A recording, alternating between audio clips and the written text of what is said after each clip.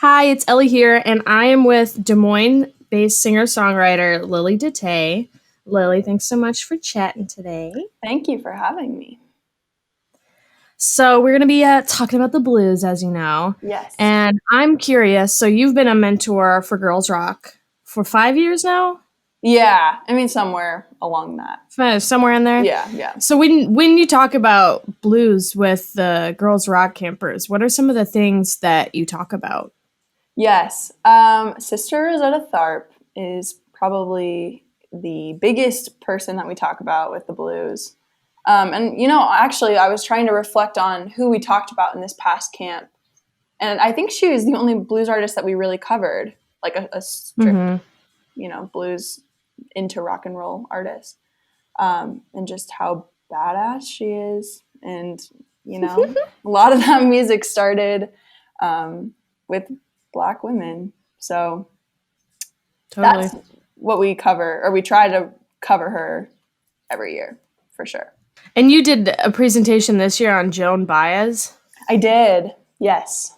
That feels like tangentially there, because she does like folk and protest songs, which I think protest songs at least were definitely influenced by blues musicians. Right. So I could kind of see that connection there. Do you have any of your own blues icons? Who do you look up to in that category? So when I was recording Bite Back, which is the album we released last year in the fall, I listened to a lot of Muddy Waters because of his harmonica. Ooh.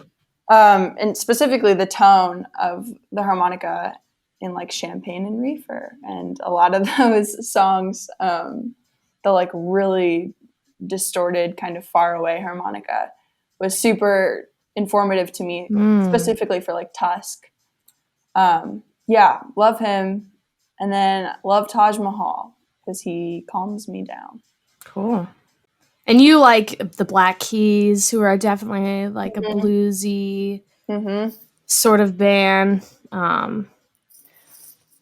Probably other bands in like that realm that you can definitely tell have sort of rubbed off on your music, or at least I can sort of sense it, and I can definitely sense in the way that you sing too. There's a lot of like raw power, raw energy that I think could be tied back to that category of music that always tends to be very raw and emotive.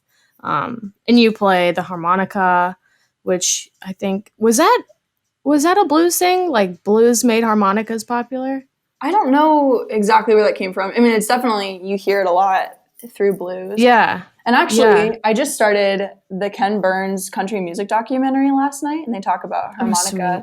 So that's, I think, one of those instruments that was kind of adopted at an early age into a lot of musical styles. And so you definitely see it in the blues, but you also see it a lot in country, and then a folk adopts it. And that's why music is so interesting. And in the Ken Burns documentary, they explain that, even after slavery ended, segregation was still very obviously present in America. And the only thing that could cross that line, they said, was music. And so you see a lot of what we now maybe would refer to as stealing from Black artists. But in the Ken Burns documentary, they say a lot of like borrowing, and how a lot of things kind of crossed into white music and Black music, and all of this stuff. And music was the only thing that didn't abide by segregation. Everything was informed by everything else. Which is kind of interesting. Yeah, I have sort of heard like something like that. I heard something like that recently where it was like this is the music that is going to bring like white people and Black people together, but it seems like sort of a fine line, because I mean bands like Led Zeppelin and the Stones and the Beatles even, they all started from covering blues bands or early rock bands. And exactly. And we can't forget the problematic parts of it. I mean, it's not all happy and, we all get to go together. I mean, there are still performers performing in blackface, which is there's no Yeah. excuse for that at all. But it is interesting to think of it in that way. And that's sort of an issue that's permeated because, you know, you see the same thing with hip hop. And it's like maybe they're a white artist co-opting hip hop without paying respect to how it began. And I think that's sort of a thing that musicians are still trying to figure out is how do we pay tribute to the artists who have influenced us and like make it known that, you know, this isn't us, this was created by people before us. You know what I mean? Yeah, no, I totally know what you mean. I totally know what you mean. What a good time to have that conversation, too. How do we learn from each other and then give credit where credit is due? And I don't have an answer. No one, I don't, Yeah.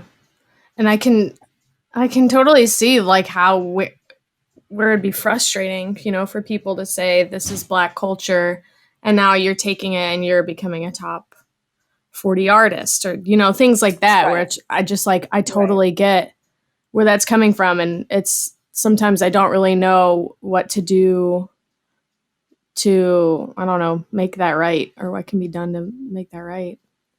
right. Well, we talk about, I mean, we had a lot of these conversations in this past session of Girls Rock. And the thing we would come to most often after we would have these conversations is this is the first step, you know, is talking about it, talking about facts, you know, more than feelings or opinions, like what actually happened. We know that a lot of music today was influenced by black musicians, and we know that these black musicians didn't usually get the credit that they were like that they deserved for it. Those Right. are facts. So like let's talk about them. And then as we talk about them and learn more, we can start to realize the best way to address that. That makes sense. And yeah, education should, it would totally make sense that just educating others and educating yourself on where music has come from, like that does so much in and of itself. So that makes sense. That's where you guys begin. Yeah, absolutely. Well, Lily, thank you so much for talking today. Thank you for having me. It's always a treasure to speak with you, and I wish we could be hearing you in the park. Gosh Yes, dang it! I know. My Me favorite too. way to listen to you. Oh, I was so But excited until too. next time. Yes, until next time.